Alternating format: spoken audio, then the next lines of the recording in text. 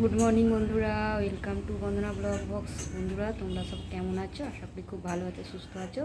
তো আমিও খুব ভালো আছি। তো বন্ধুরা সকাল সকাল আমি আজকে কী রান্না করবো তোমাদের দেখাচ্ছি। দেখো এই দেখো, ঝিঙে দিয়ে আলু দিয়ে টমেটো দিয়ে বাটা মাছের ঝোল করবো, আর ভেন্ডি ভাজা মানে ঢ্যাঁড়স ভাজা। এই দেখো, এটা হচ্ছে বাটা মাছ, নুন হলুদ দিয়ে মাখিয়ে রেখে দিয়েছি। আর এদিকে হবে মশলা বাটা, কাঁচা লঙ্কা আদা জিরে। এদিকে দেখো ভাত বসিয়ে দিয়েছি, দেখতে থাকো বন্ধুরা। তো দেখো বন্ধুরা, কড়াটা আমার গরম হয়ে গেছে, এবার দিয়ে দিলাম তেল।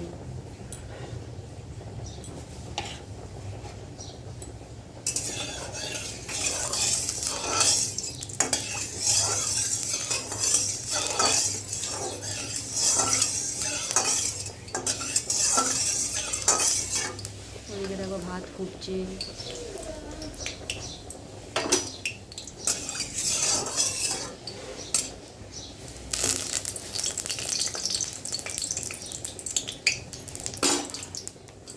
এদিকে দেখো মশলা বাটা আমার হয়ে গেছে।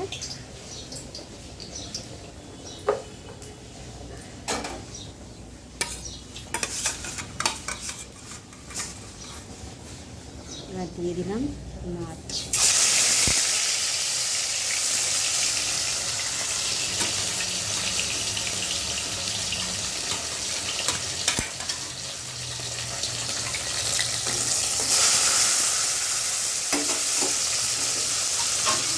দেখো মাছগুলো আমার ভাজা হয়ে গেল।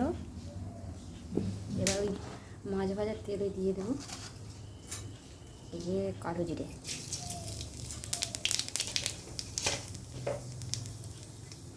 দিয়ে দিলাম আলু,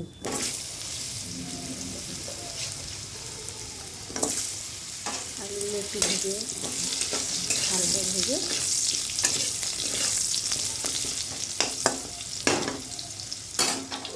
তারপর দেবো ঝিঙে। আলুগুলো হালকা ভাজা হয়ে গেছে, দেখো আলুগুলো হালকা ভাজা হয়ে গেছে। এবার ঝিঙেগুলো দিয়ে দেবো। ঝিঙে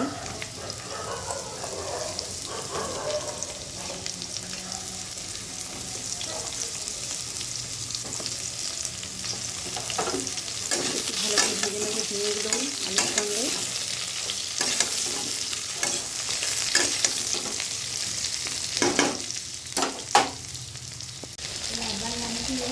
এবার দেখো টমেটো কুচিগুলো দিয়ে দেবো।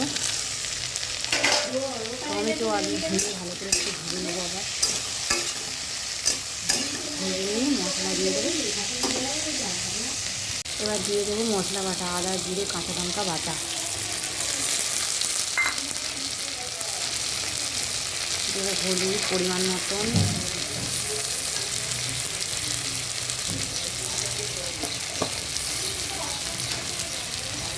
লবণ। ভালো করে কষাবো, কষিয়ে তারপর দেবো জল।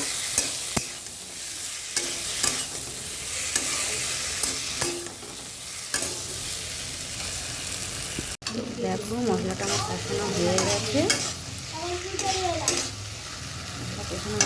এবার দিয়ে দেবো জল। এবার জলটা অ্যাড করে দিলাম।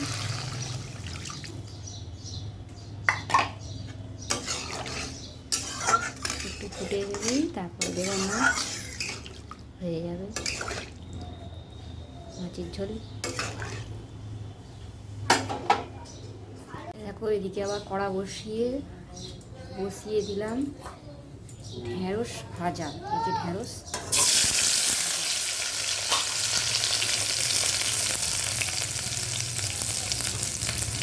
দিয়ে দেবো লবণ,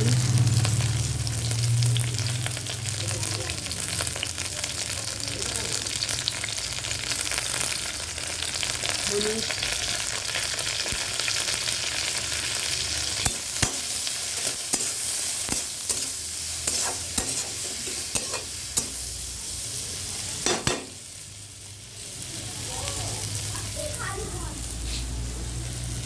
বন্ধুরা ঝোলটা ফুটে গেছে।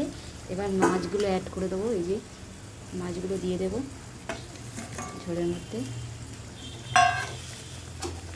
মাছগুলো হালকা একটু ফুটিয়ে নামিয়ে নেব, হয়ে যাবে মাছের ঝোল।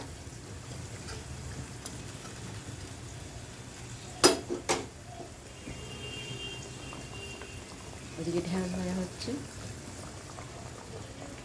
বন্ধুরা দেখো মাছের ঝোলটা হয়ে গেছে, বাটা মাছের ঝোল। আর এদিকে ঢেঁড়স ভাজাও হয়ে গেছে। আজ তবে বন্ধুরা এই পর্যন্তই রাখি। টাটা, তোমরা ভালো থেকো, বাড়ির সবাইকে ভালো রেখো। টাটা।